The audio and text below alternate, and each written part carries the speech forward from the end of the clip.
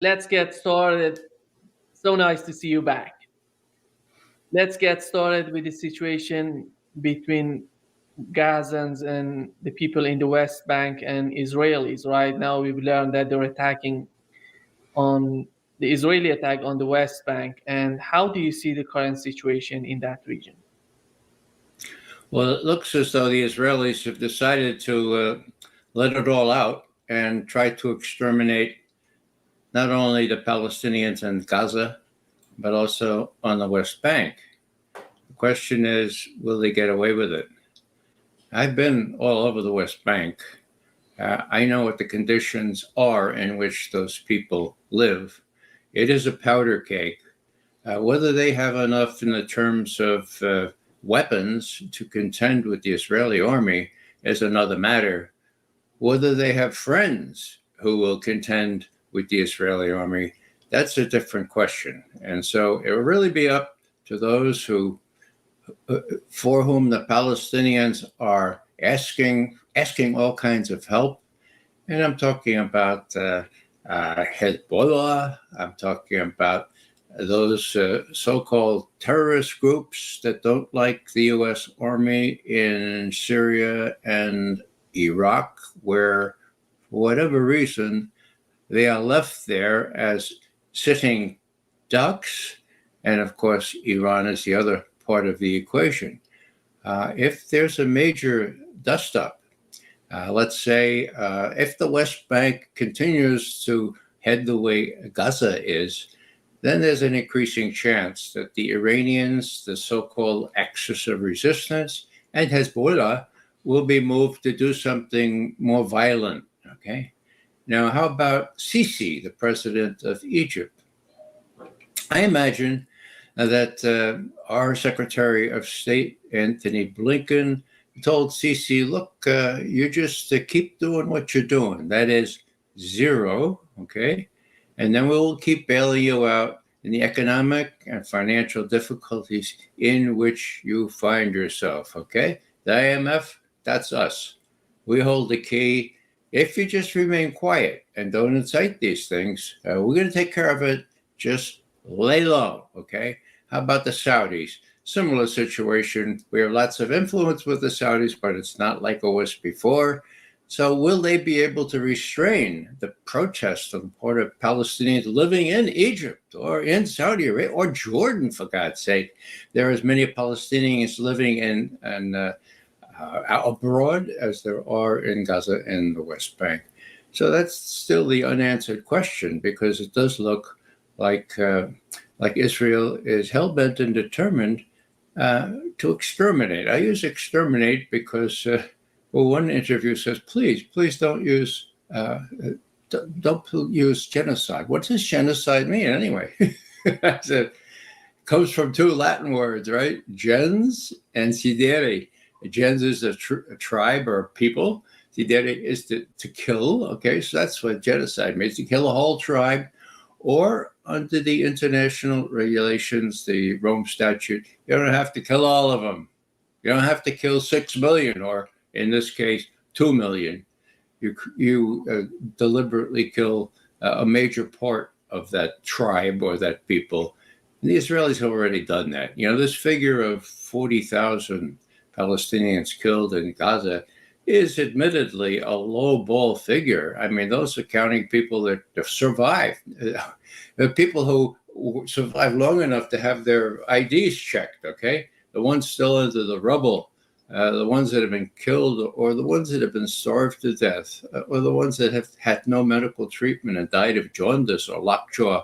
Those are not counted in those 40,000. So bottom line to me is I wish I understood better whether the Palestinians in diaspora would be powerful enough to challenge the Saudi government, the Egyptian government, the Jordanian government, to make them do more than they have done before.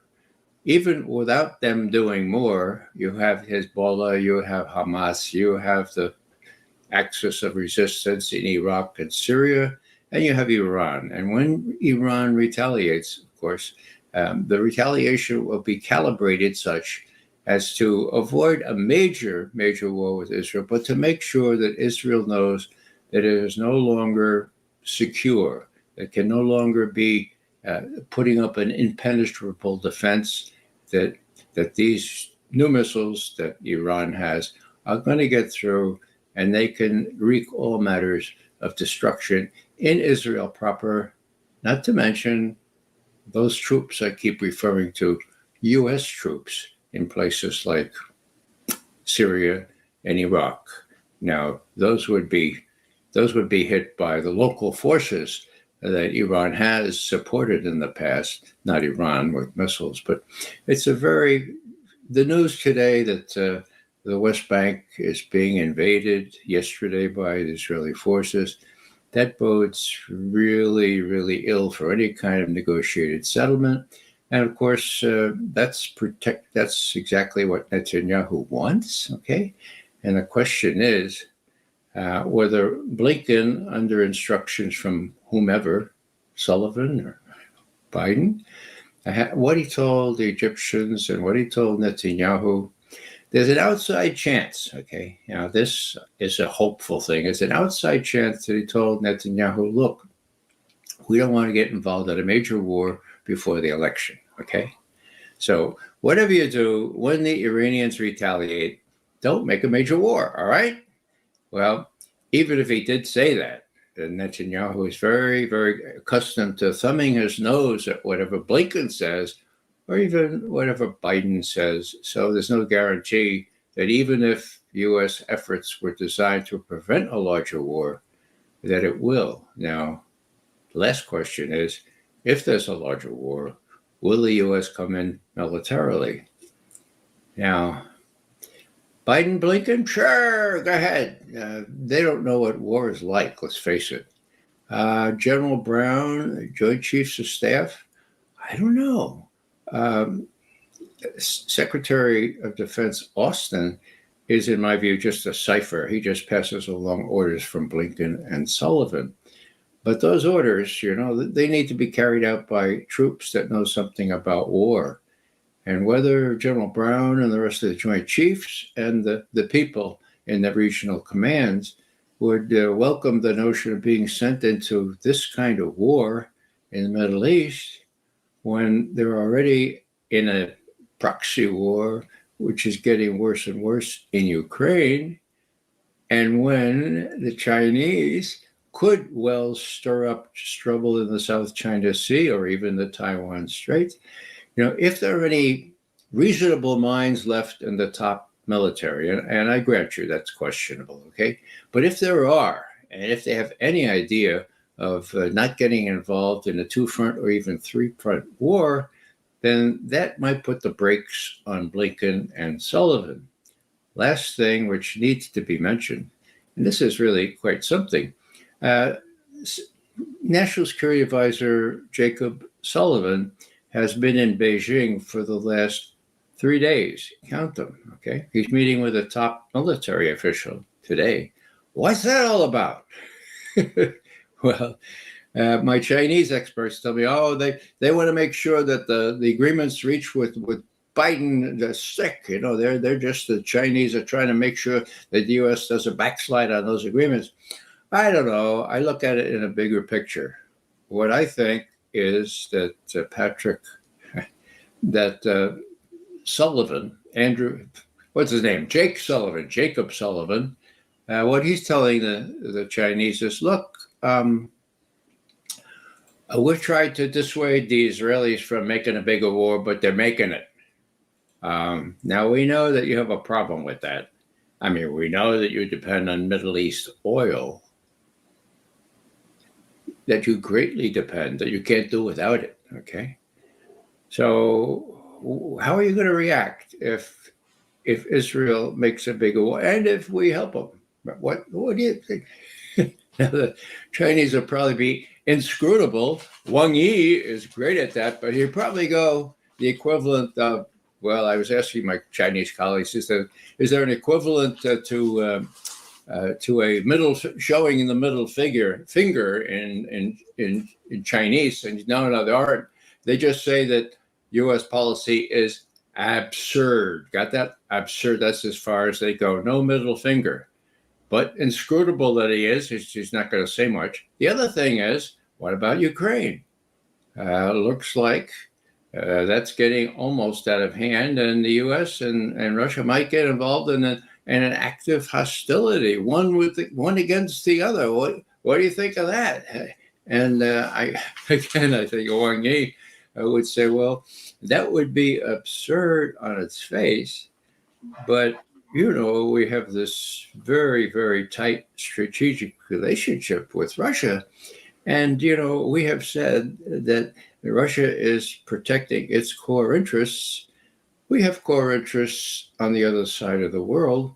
We will protect those perhaps even more aggressively in the South China Sea and against Taiwan. So, just be aware that we consider this very, very serious.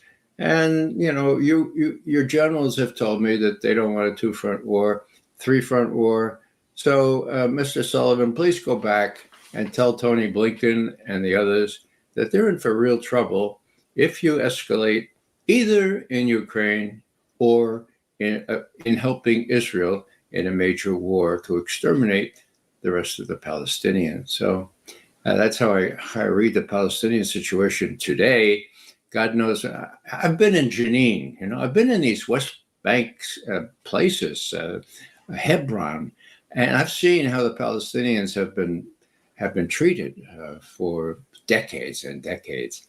So they have been very resilient, but how long it will take for them to encourage their friends, their nominal friends at least, to put some power behind the word resistance is anybody's guess. And I just hope that justice is done, however that plays out. The other thing would be the conflict in Ukraine, Ray. Right now, it seems that there are some analysts in Russia. Recently, we've learned that Klinsevich, he's a Russian analyst, he's talking about how serious is this offensive on the Kursk region. And in the eyes of Russian, it seems that they're seeing a broader picture of the conflict and the way that the United States, the U.S. aircraft carriers are close to the Persian Gulf right now. And they're seeing a bigger picture of the region. They're thinking that maybe the United States is thinking of a greater war against Russia. How do you see the situation right now? It's becoming more and more dangerous. The Russians have warned that if these F-16s have nuclear weapons on them, they will be immediately exterminated. That if these joint air-to-surface strategic missiles are put on the F-16s, or they are deployed in Ukraine, that they too will be shot down. Now, it just seems really, really explosive right now, and people are speculating, as many of my colleagues are, that nuclear war might be in prospect. What I see the Russians doing are reminding Blinken and Sullivan, who again have had no military experience, no real strategic experience, that we Russians have nuclear weapons. Actually, we have the small ones as well. Actually, we've exercised the small ones. Actually, there's some of them in Belarus, and we've exercised with the Belarusians. So please, don't forget we have nuclear weapons, okay?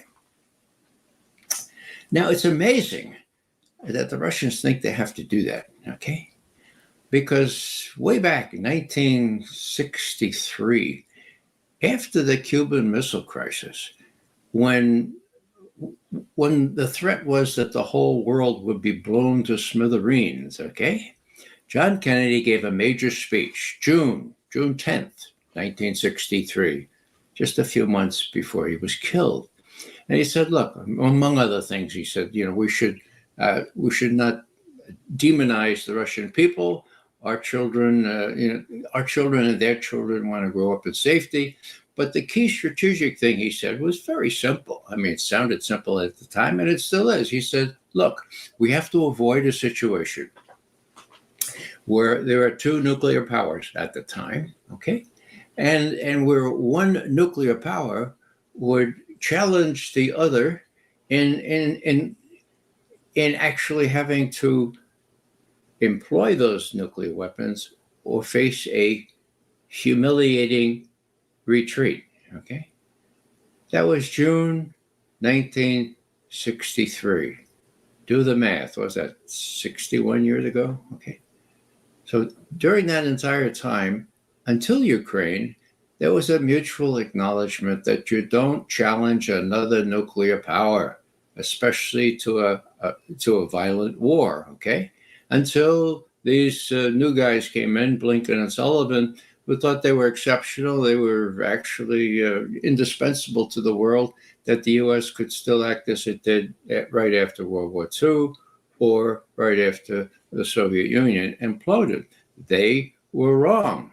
But what have they done? They have challenged Russia. They have said, look, we are going to try to prevail in Ukraine, okay?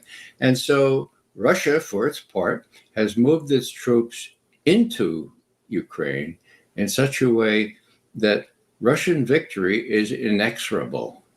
I'll say that again. Russian victory is inexorable. Now, why do I say that? Because I know something about military tactics, military strategy. I was in military intelligence, and I worked for the CIA for 27 subsequent years. The Russians are marching forward. There's not much left between the Russians and the Dnieper River, and the Russians can do that at will. It would take a couple more weeks, but they can do it. The more so since some of the Ukrainian best troops are deployed where? In Kursk Oblast in Russia, trying to do what? Well, anyhow, what we have here is a situation that Kennedy, 61 years ago, 62, what is it, 34, 63 years ago, no, 61 years ago, got the math, warned against, and it's a first. So what's going to happen? Well, I don't think, and you can take this opinion for what it's worth, some of my colleagues think otherwise. I don't think the Russians are prepared to use nuclear weapons first. For all their bluster about changing their nuclear strategy and all that, they don't have to use nuclear weapons. Why? Because they're winning, for God's sake. These people in Kursk Oblast are about to be killed. I mean, that's a sad thing, you know, tens of thousands of Ukrainians killed, but that's the way this war has gone. So the Russians don't need to use nuclear weapons. They are not in danger of a humiliating defeat. Who is? The United States, NATO, and Zelensky.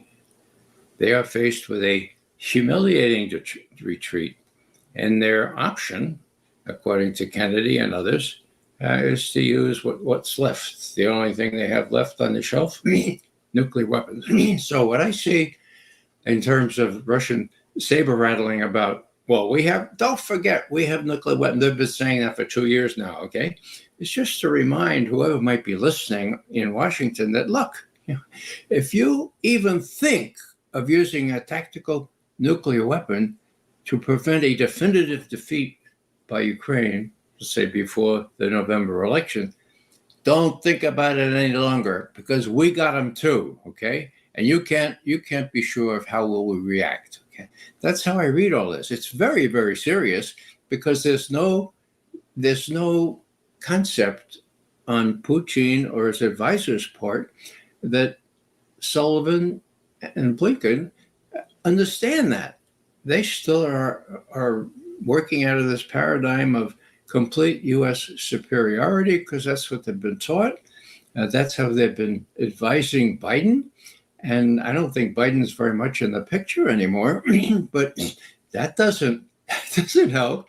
That just makes the situation even more volatile.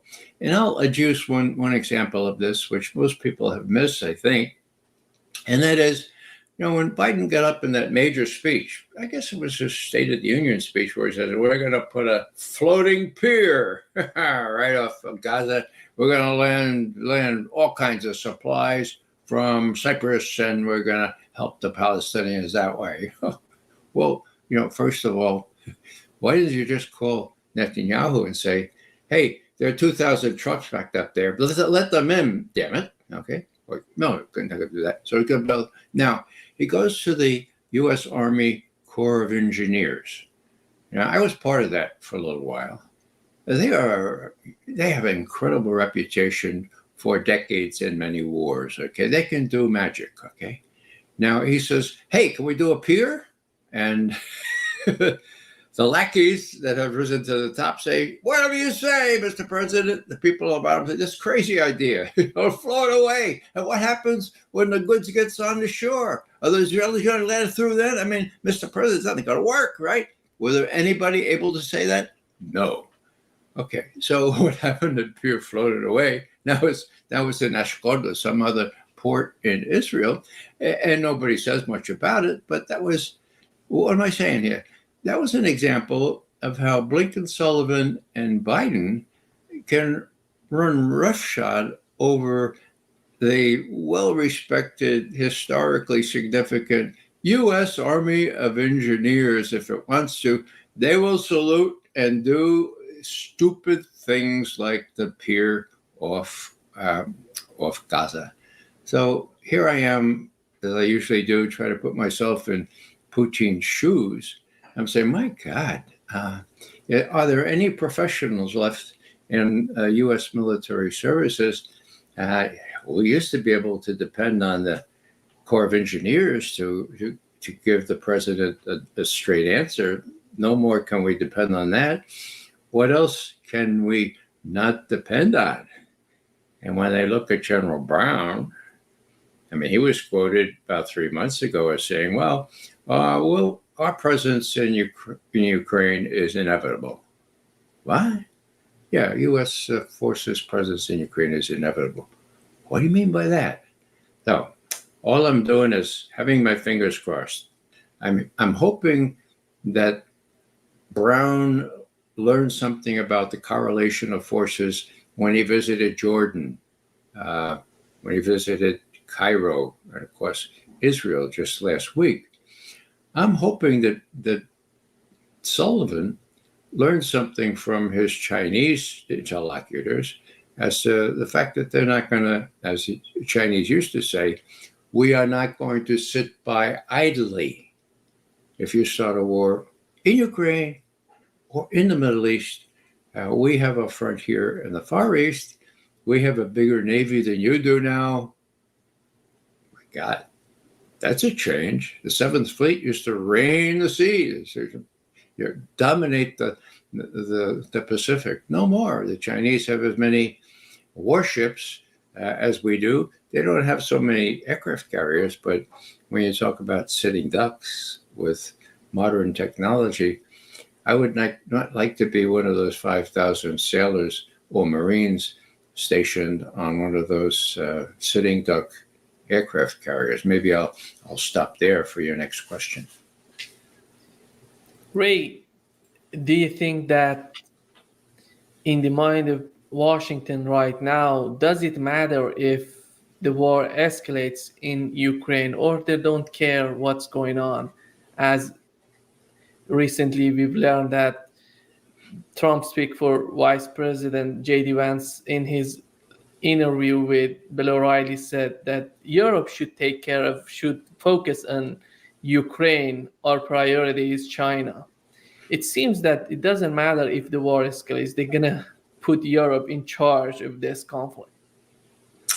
Well, put yourself in the Kremlin's place or Putin's seat here. He's looking at this and he's saying, my God, what's going to happen in November? Is Trump going to win? And is J.D. Vance talking for Trump? And what does that mean?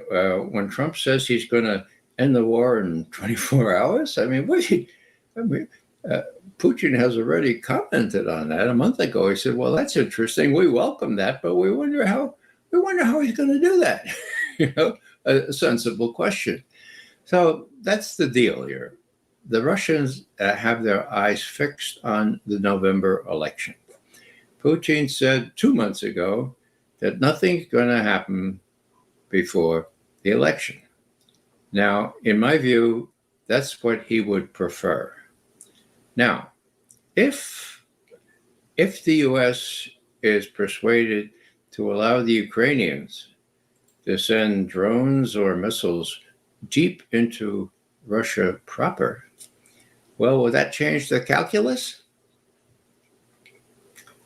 Maybe I'm alone in saying this, but what I say is no, it won't. Putin is patient. These can be looked on as pinpricks. They have nothing to do with the trajectory of the inevitable Russian win in Ukraine. Matter of fact, these missiles that the Germans have, okay? You remember that intercepted conversation between these very, very high Luftwaffe, German Air Force officials? In the end analysis, one of them said, look, this is not going to change anything. This is not going to change anything with respect to the war. This is all political stuff. Well, he was right. So will Putin let himself be provoked? I don't think so. Okay, what does that mean? That means that when he's finished with the residue of the invasion of Kursk, he's going to keep going as he has deliberately, but at twice the speed. Why? Well, because there's nothing between him now in Donbass on the Eastern Front. There's nothing between him and the Dnieper except a couple of citadels. Pokrovsk is one, and they're just about to be invaded, surrounded, and knocked off the map. So that's how major hub, transportation center, they'll not be able, the Ukrainians will not be able to get much in the way of supplies further into Donbass. So what I'm thinking is that Putin's major objective would be not to let himself be provoked into doing something that could actually justify, in the sense of Blinken, Sullivan, and the U.S. major media, sort of like a triad, justify something really, really enormous. And what I think Putin and his generals are worried of that when Sullivan and Blinken, and you've heard me say this before for months now, when they see an imminent defeat coming, perhaps before the election, okay, then they only have one thing to stop that, and that's one of these low yield nukes, the mini nukes, okay? Shoot one of those, fire one of those toward the Russians. That'll show them, and it will enhance our electoral prospects. We might win this election. The reverse side of that is failing some deus ex machina, like use of a tactical nuclear weapon. It's altogether likely we will lose the election. We'll lose the war, then the election, and we might lose our own freedom, since that new guy coming in would have the book on us, could put us in jail. Now, sometimes personal incentives, personal fears have a lot to do with how wars prolong or how wars escalate. That's my fear, continues to be my fear. And will Putin give Blinken and Sullivan that kind of excuse to do that? I think he's a really patient person. He wants to see what happens in November. Not that he expects much from Trump. I mean, I am one who never thought Putin preferred Trump. There was no evidence at all of that way back in 2015, 2016. And now, more recently, 3 months ago, Trump has said, look, I would prefer Biden. And his interlocutor said, Biden? He said, yeah, I prefer predictability. I like predictability. And he didn't say this, but Trump is just the opposite of predictability. Now, is Biden predictable? Well, not anymore, but Blinken and Sullivan, my God, what the Russians are trying to do is say, look, if you have any idea of using a nuclear weapon, don't forget, please don't forget, go back and read the history of the last several decades. No one has challenged us the way you're challenging us now. And we have nuclear weapons, and we're revising our nuclear doctrine. And could you please realize that, because this could explode in Europe, and who would suffer? The Europeans, okay, first and foremost, but not only the Europeans. U.S. would suffer too. That's Lavrov, that's the foreign minister, and that's Putin. So I think they're long-winded way of saying, I think they're trying to wait until the election. It's not too far away. And meanwhile, they'll brandish everything they have, including nuclear weapons. They'll also remind whoever will listen that they have an alliance now, a virtual alliance with China. Okay, that was the big news in 2022 and 2024 now. 2022, Putin went up to Beijing to get a nihil obstat, a permission from Xi Jinping, which no Chinese expert that I know thought he would be given, but he was. So there's a joined at the hip alliance between Russia and China, and I think that's what's worrying Sullivan. And Sullivan's trying to figure out, what will the Chinese do? Let's say if we just put a little mini nuke there in Ukraine. I don't think he'll be that explicit. And I think that Wang Yi, his interlocutor, foreign minister and member of the Chinese Politburo, is probably saying, well, we like to be inscrutable, but we think that what you're proposing or even thinking about is, quote, absurd, which is about as condemnatory as Chinese rhetoric gets. It seems that in the mind of Washington, Europe is a buffer zone. That means if Russia decides to attack NATO, they're going to attack Romania, Poland, Germany, worst case scenario in their mind. And we've learned that this Russian analyst, Klinsevich, he's talking about hitting Washington if something big happens. I think in Washington, they have to take these talks seriously. Well, Nima, you're being reasonable, okay? You're not infected by the disease of exceptionalism.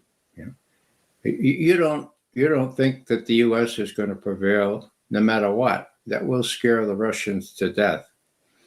Now, the prospect of the Russians hitting Washington is, in my view, very remote. You'll get all kinds of pundits or all kinds of Russian senators or other people saying, well, this time the U.S. is going to get hit itself. Lavrov himself, about 6 months ago, said, look, you've been lucky, you Americans. You've been able to hide behind two big oceans. That's not the case anymore. Get that through your thick skulls, okay? Well, okay, you have to get back to the basics here. If the Russians hit Washington, there will be a general nuclear war, and no one will survive. Now, Putin has every reason to be worried about what Blinken and Sullivan are going to do next in Ukraine or even in Southwest Asia. But he's not crazy yet, and he's not going to rise to this bait. Now, what they're trying to persuade the Europeans is, look, don't let yourselves be used as Zelensky and company let themselves be used. The name of the game is to defeat Russia. The name of the game, weirdly enough, is to remove Putin. There's no possible chance of that. If you look at Putin's approval ratings, well, one would just pray for such. It went down to 79% last week. 79%. Oh my God, from 81. Okay. Well, he's in the saddle. He's well respected, and the military is very firmly responsive to him. So what I'm saying here is that Putin is in power like no one else is in power. He's winning. He's got the winning cards. He can hold them until the final defeat of Ukraine. And my guess is that he'd be loath to move all the way to the Dnieper, even if he could, and he can right now, until after the election. There may be some sort of deal that it would work out with Trump. No such deal is possible, it seems to me, with the current administration or with Kamala Harris if she wins. So he's playing his cards straight. And meanwhile, he's trying to remind these people that, look, we have nuclear weapons, so don't even think of using one, because in the final analysis, as I've been saying for months now, that's the only thing that Blinken and Sullivan have left. They probably have the combination. That makes unpredictability a major issue. And the Russians have to be on full alert. I imagine they're ready to retaliate against anything, and that makes the situation even worse. We came close to a nuclear war in November of 1983, and it was only because some of my friends, CIA analysts, intervened with CIA Director Casey, a Russophobe from the word go, to go down or to call the White House and say, look, call off this Able Archer exercise. The Russians think it's the real thing, for God's sake, and call it off now and get the vice president out of the line. Make sure you tamp it down and tell the Russians this is just an exercise, okay? We know that we're very close to nuclear annihilation then. So that was just 1983. There have been all kinds of almost mistakes since then. And, there's no real leeway for people to make decisions now. There are missiles in Romania and Poland. There are missile installations there. This is worth remembering. The Russians don't know what's in those capsules. Why? Because the capsules have caps on them. Okay. Now, what do we know about the capsules? That they can accommodate not only the sea-launched cruise missiles that usually are on ships, but they can accommodate anti-aircraft missiles. They can accommodate cruise missiles. They can accommodate ballistic missiles that could hit Russia Putin himself has said in 10 minutes or so. If they're hypersonic, when the U.S. finally gets hypersonic missiles, then 5 minutes. Now, against that background, Putin and his generals looking on, the U.S. has prevailed upon Scholz in Germany to allow the reintroduction of ballistic missiles, U.S.-German ballistic missiles, on the soil of Germany starting 2006, I think. Okay, what's that all about? When that announcement was made, they were described as long-range ballistic missiles. Long range, my God. What does that have to do with defending Germany? Okay, doesn't have anything to do with defending Germany. Now, later they keep talking about intermediate range, medium range ballistic missiles. Well, those were not only banned starting in 1987, but they were destroyed in place. I mean, they were ready to go. SS-20s in Russia, Pershing IIs in Western Europe. And Gorbachev said to Reagan, look, let's get rid of them. We have these ICBMs, for God's sake. In 30 minutes, at least we have to decide what we're going to blow up the rest of the world. 10 minutes, not so good. Okay, get rid of them. And they did. Now, who was the guy that got out of the INF, the Intermediate Range Nuclear Forces Agreement? That was Trump. So is he any more predictable than Biden or Lincoln or Sullivan? Not by much. That's why Putin needs to just watch and say, look, are you going to go through with this plan to put more missiles, not only intermediate range, not only short range or medium range, but also what you say in the agreement, in the bilateral agreement announced during the NATO summit. So it's not NATO, it's U.S. and Russia and German. Okay, are you going to put long range, like you say, in that? Nobody asks us questions. We have no press that reads these things and says, long range. Well, why do they say long range? Well, what the Russians are trying to do now is persuade the Europeans. Look how the U.S. is using Zelensky and Ukraine to weaken Russia. Now, we're not making it up. That's what the U.S. Defense Secretary said 2 years ago. Okay? The idea is to weaken Russia. So look how they're using Ukraine. You guys want to be used that way? Huh? You want to risk what's happening to Ukraine?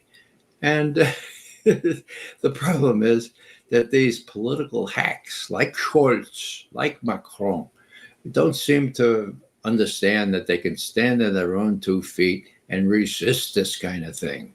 Why is it that they're reemploying or redeploying these missiles in West Germany on a standby basis another year, and then 2006? Why do you think the Germans agree to that? So there are elections coming up. Actually, they start next week in Germany. It's going to be really interesting to see how much disfavor the Germans hold Scholz and his Ampel, his red, white, and blue coalition. I imagine his support will be diminishing after these elections to the point where there might be new elections in West Germany, and maybe some sensible people like, well, there's a new faction, what used to be the Linke. Sarah Wagenknecht has got an appreciable following now. She's speaking, in my view, some truthful things that the Germans need to hear. I don't know if they're adult enough to hear them because they caught across the grain of what the U.S. is saying and what their media is saying. But there's hope there. There are voices of sanity, and she is one of them. There are also voices of sanity elsewhere, not so much in France, but Slovakia, Hungary. I mean, NATO is pretty much falling apart. If their decisions have to be made in a unanimous way, there's going to be real trouble if it hits the fan, so to speak. Yeah, you've mentioned the Jake Sullivan visits to China right now. Do you think that what has changed in their mind that they're thinking right now that they can put pressure on China not to help Russia? Because New York Times wrote an article that they already know that Sullivan would not be successful in his attempts to convince Chinese not to help Russia. Because when it comes to the Middle East, the way that China was trying to, in my opinion, help the United States to come out of this conflict with some sort of solution by inviting all those 12 factions, Palestinian factions, to make an agreement to go after some sort of two-state solution for them. But it seems that the United States doesn't care what China is doing. And right now, they're trying to convince them to not support Russia. Do you think why? The question is why Jake Sullivan is thinking that he's able to change their mind when it comes to Russia. Well, Jake Sullivan is a product of the exceptionalist school of U.S. foreign policy. He really believes that the U.S. is exceptional and can work its will wherever it wants. Now, it doesn't matter how often he's wrong. Now, let's go back to the first summit when Biden called Putin, and he was really worried about the massing of Russian troops on the Ukrainian border. And so he called him in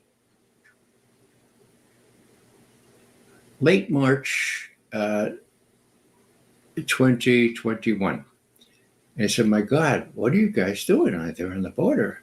And Putin said, well, look, your guy Zelensky is threatening to get a nuclear weapon. He's threatening to take back Crimea. And, so why don't you just pay attention, okay? And by the way, says Putin, you're sending two very sophisticated ballistic missile destroyers into the Black Sea. They're on their way through the Dardanelles. That's not a good idea. That's not a good idea at all, Mr. Biden. Call him back. Biden did. Okay.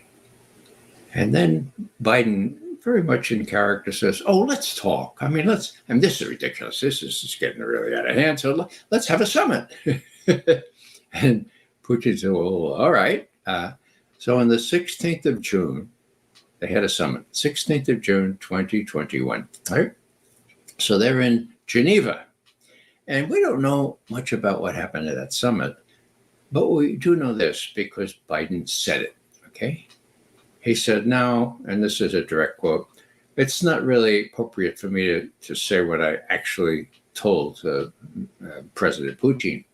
But, Russia has this long border, a long mile, thousands of miles of border with China, a country that is trying to become not only the most economic dominant country in the world, but a military and strategic dominant. So Putin knows that he's got this threat from China, and right before he gets on the plane, he has another little press conference, and he says, China is squeezing Russia right now, okay, really squeezing Russia. Now, that's June 16th, 2021. The brief that he was talking from was prepared by Sullivan and Blinken. They don't know what they're talking about. The Russians, the Chinese already then in 2021 were very, very close. And as I said before, in 2022, China surprised everyone by supporting what the Russians did in Ukraine, okay?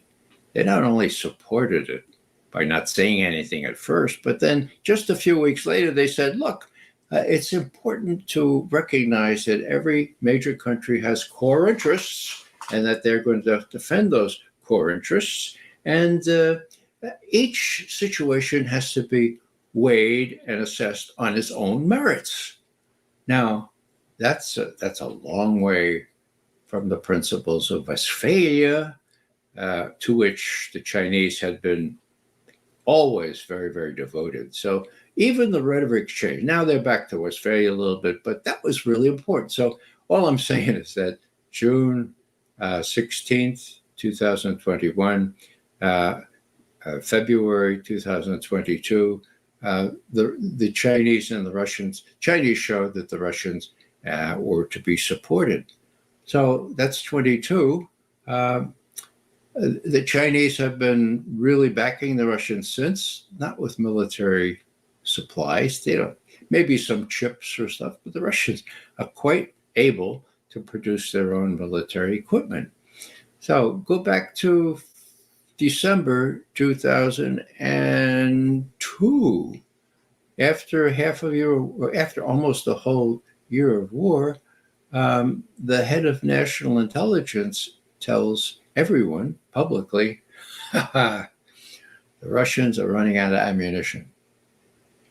They're not even able to produce indigenously what they need to replace the losses that they're incurring in Ukraine. This is really a big deal. She is asked, her name is Avril Haines. She doesn't know much about intelligence or foreign affairs, but she's National Intelligence Director. Then they asked her, well, what about this China and Russia? And she's, oh, yeah, well, they have meetings. They have a lot of the meetings. They meet. They have meetings and they talk about things. Here is the here's the tectonic shift in the relationship between the two great powers, Russia and China. She said, well, they have meetings. Well, yeah, they have 40 meetings so far, for God's sake. That means something, okay? So now, what are they doing? Are they still trying to get the Chinese not to support the Russians? Why would the Chinese not support the Russians? The Chinese know, because they read our defense planning documents, that they are next in line for the tender administrations of our military. I mean, you don't have to analyze this stuff. There it is in black and white. So do you think that Sullivan is really there, as the New York Times suggests, to try to persuade the Chinese not to support the Russians, where in fact they're supporting them heavily with BRICS and with Shanghai Cooperation Organization, but not with military aid? The Russians are doing just fine on that, despite what Avril Haines said, and despite what the president himself said on the 13th of July, 2023, when he said Putin has already lost in Ukraine. And the CIA director said, yeah, the ineptitude of the Russian military has been unveiled for the whole world to see.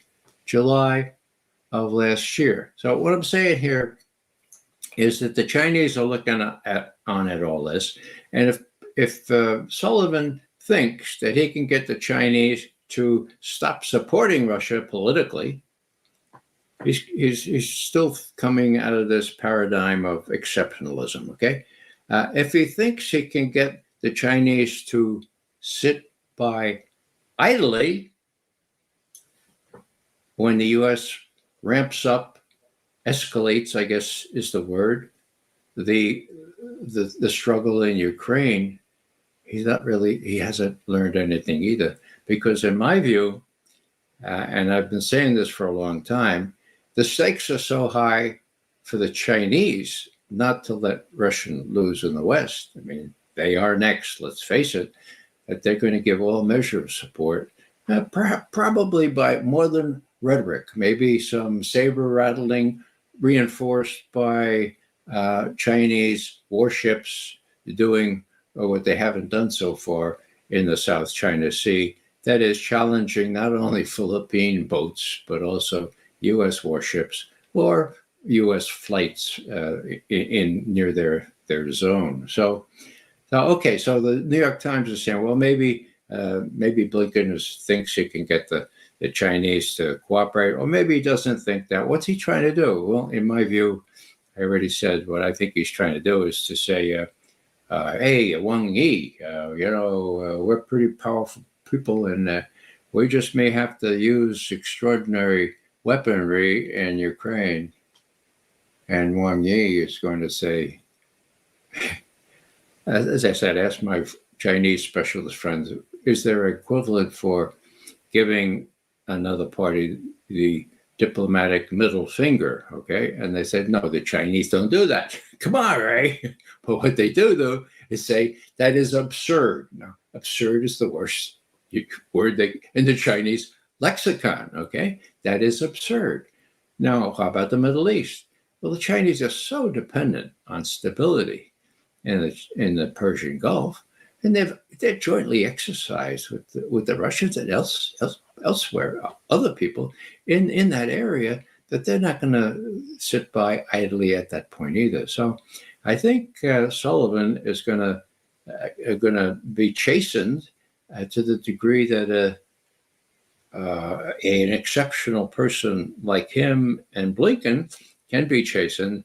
I think when he comes back, he'll be talking to Blinken and say, look, I even talked to the deputy head of the Chinese army, and he tried to be inscrutable, but he used this absurd word, and he gave me the Middle Kingdoms the middle finger. Okay, so let's see if we can get the Chinese out of this picture. And again, Nima, I don't think that these people are educable, what's the word? There's a word in Catholic theology for invincible ignorance. Okay, No. What's the big deal there? I'm sorry. I'm amazed I can remember it. Invincible ignorance is when you just, you can't reason to the right solution. Okay. Now, what's the big deal about it? Well, it gets you off the hook. If you're invincibly ignorant, then you're not as culpable. You don't go right to hell. You go to purgatory. Okay. So there are lots of people that subscribe to that. In other words, if you're invincibly ignorant, then you can't be held account for really stupid things you do, like starting a nuclear war, for God's sake. Okay. So what I'm saying here is that Blinken and Sullivan may be still liable or still manifesting invincible ignorance, and the Chinese will have a pretty good feel for that. Do you think they'll tell their buddies, the Russians? Of course they will. Will this add a note of volatility to the situation in Ukraine and in Southwest Asia? Yes, it will, in the South China Sea as well. But, the big thing is that the advice they gave Biden, that is Blinken and Sullivan, that he could sort of work the Chinese off against the Russians because the Chinese were such a big threat to the Russians. I mean, have they not learned anything from that? Well, I don't think so. And that's why, in my view, Sullivan's in Beijing, and why, in my view, he's just as likely when he comes back, he says, hey, Tony Blinken, I talked to these guys, and they wouldn't say what they do, so let's go ahead. I mean, we have a big stake in this election. Let's figure out if those codes that Biden gave us a week ago, where they still work, and let's see if we can tell our military just a small little low yield nuclear weapon. Now, all this needs to be put in context, and the fly in the ointment, Nima, is the fact that Putin and the Russian leaders have had enough experience now to realize that this exceptionalist view of the United States is at the core of U.S. foreign policy behavior, and so far there's no indication that it's changed. Now, chalk it up to invincible ignorance, if you will. It's still ignorance, and it's inflammatory ignorance. I go back to the high point in relations between Russia and the U.S. When was that? Oh, that was in September of 2013, when Obama, unaccompanied by John Kerry or any of his other courtiers, goes to St. Petersburg. Long story short, Putin says, look, you don't have to make a war in Syria. We have already persuaded the Syrians to give up their chemical weapons for destruction under UN auspices. Okay, so you're off the hook. And Biden and Obama says, really? He said, really? Okay. So here's the deal. That was the acme of, what's the word? The word is trust. The word that George Shultz, former Secretary of State, devoted his last essay to in the Foreign Affairs Journey. Trust. You can't do foreign relations without trust. So if I may, I sent you a little paragraph or two from that. So what happens here is that on September 12th, 2013, the New York Times prints in its printed edition an op-ed written by Vladimir Putin, for God's sake. Okay. Now, I've mentioned this before in passing, but I think it's really, really important to kind of just see it. And I hope that everyone can see if I can make this a little bigger for myself. I can. Whoa, there it is. So he's saying, the title given this was a plea for caution from Russia. Wow. So 2013, Now, I'm not good at math, as most of you know, but I think that's, 11 years ago almost? Okay. Now, they had just succeeded in preventing a major war in Southwest Asia, thanks to the working group that had been set up in Ireland at a previous summit and that Putin insisted work. The working group worked, and they approached the Syrians, and the Syrians says, okay, we don't want the U.S. to attack us frontally. We'll have our chemical weapons destroyed. Okay, so at the end of applauding what had just happened, and this is again September 2013, this is what Putin writes. If we can avoid force against Syria, this will improve the atmosphere in international relations and strengthen mutual trust. It will be our shared success, and open the door to cooperation on other critical issues. Trust, September 2013.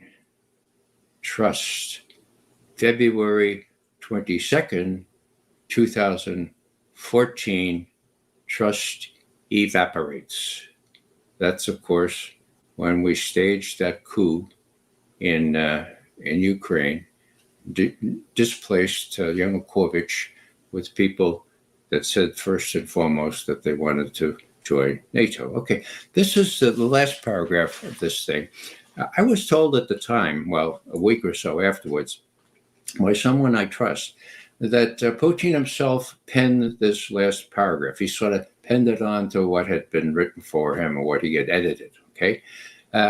Confirmation of a kind came later when he was asked, like 2 years later, he was asked at an interview, what about, what happened here? And Putin said, well, it has to do with this American feeling of exceptionalism. And Putin repeated almost verbatim the last few sentences of this paragraph. Let me read it.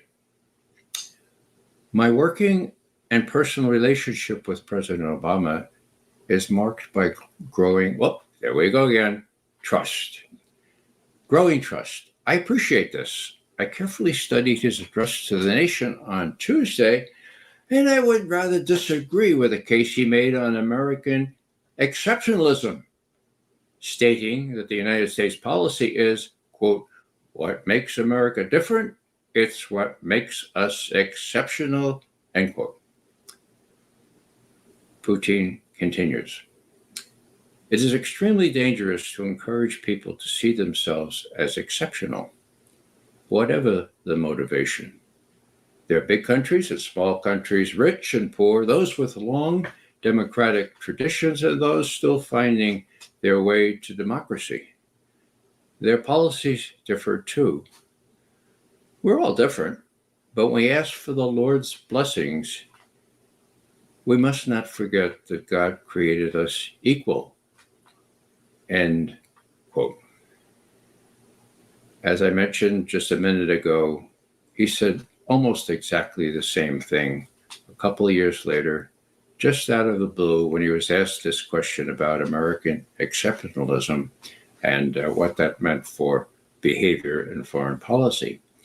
So, applying that now, 11 years, if I did my math right this time, 11 years later, the Russians are still warning about the dangers of this, and they're warning in a very specific way.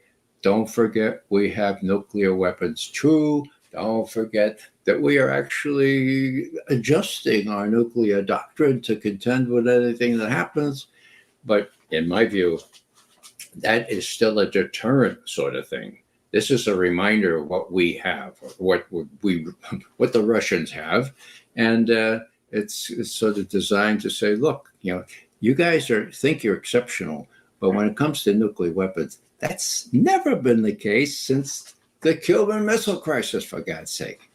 Now, you reacted strongly, you U.S., when we put missiles in Cuba. Those missiles were armed with nuclear weapons. How long would it take to get to Washington? About 10 minutes.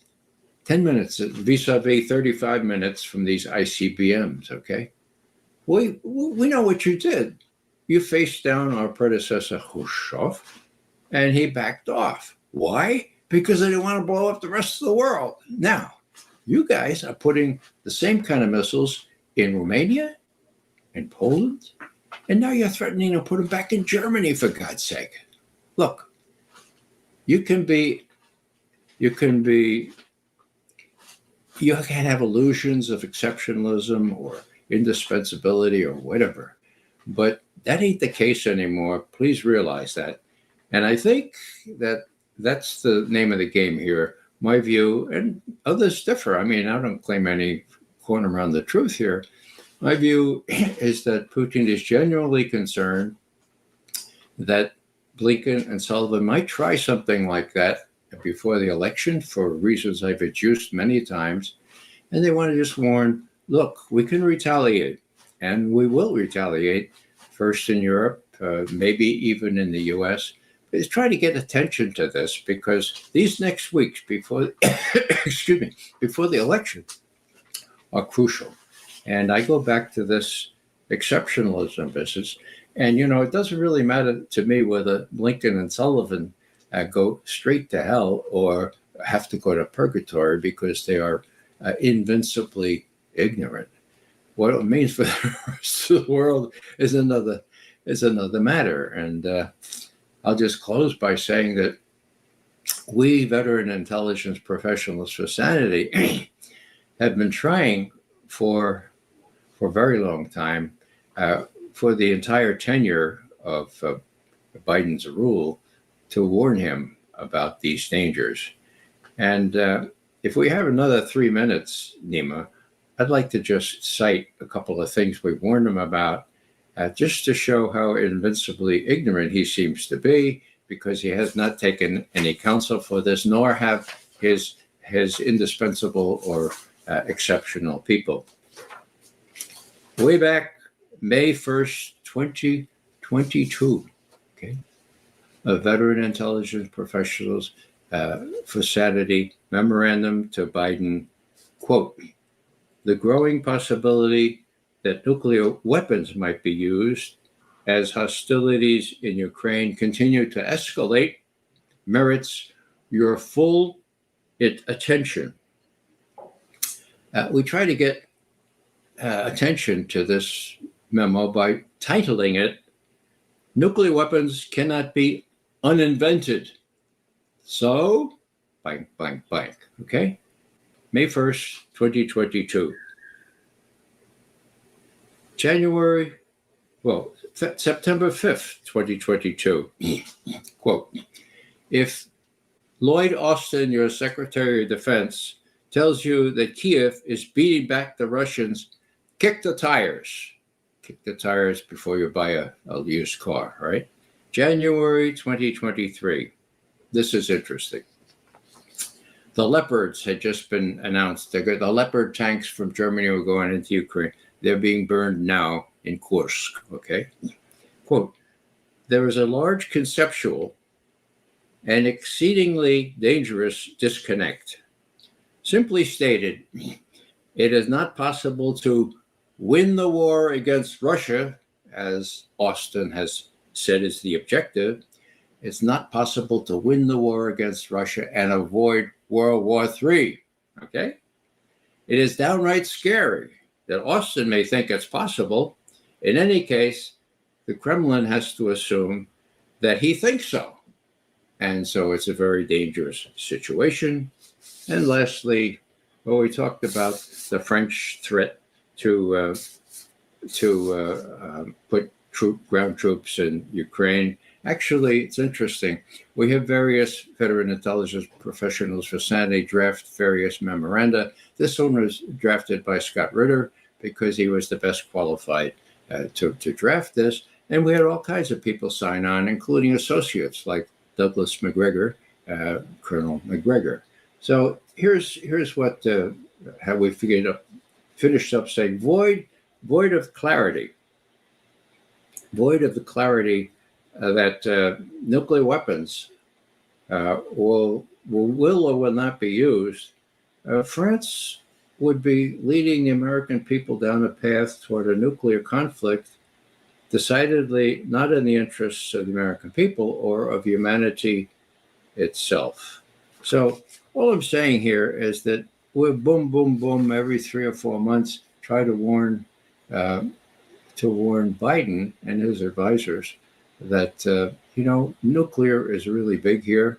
Nuclear weapons cannot be uninvented, as we said more than 2 years ago, and that he ought to contend with that. It ought to be his main focus. And it's always been our back in the back of our minds that Putin is inevitably going to win in Ukraine, and so he's in a position not to have to even consider using nuclear weapons. How about Blinken and Sullivan? It's just the opposite. Okay. If they lose the war, they lose the election. If they lose the election, they lose their freedom, very succinctly stated. So that's where we are right now. And let's just hang tight, see what Sullivan tells Blinken when he gets back from China, and see if these guys have any redeemable qualities where they can listen when the Chinese say absurd. Okay. Yeah. Thank you so much, Ray, for being with us today. Great pleasure as always. You're most welcome, Nima.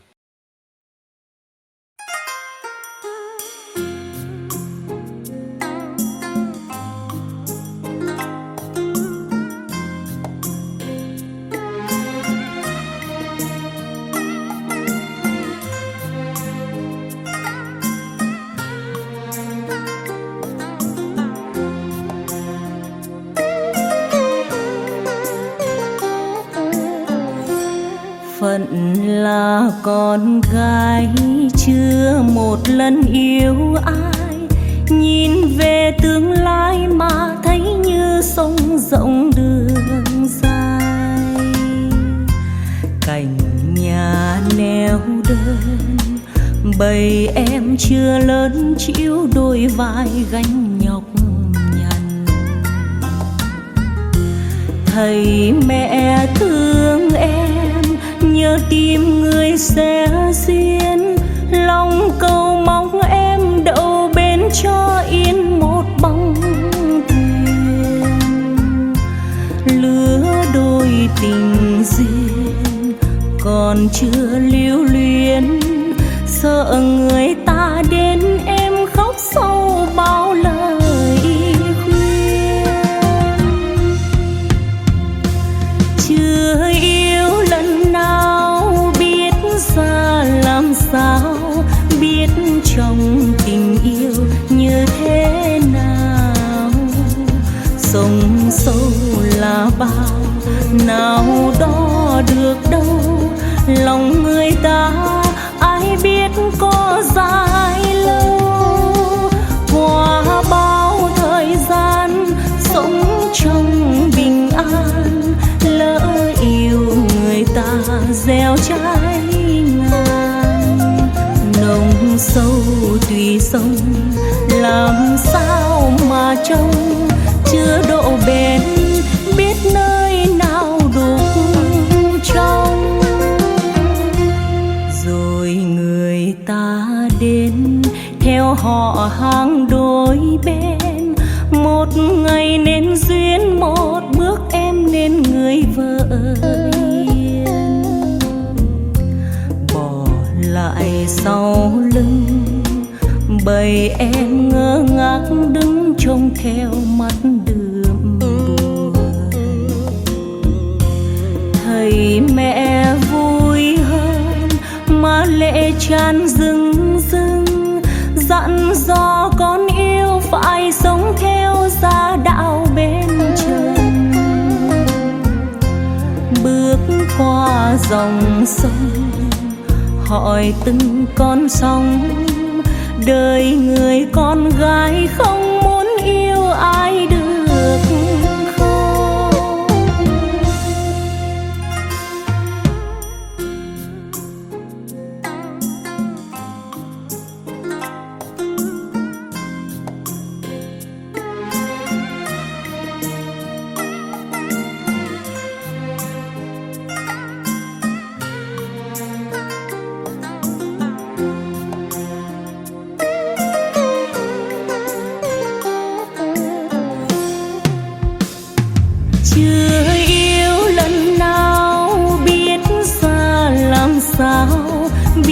trong tình yêu như thế nào.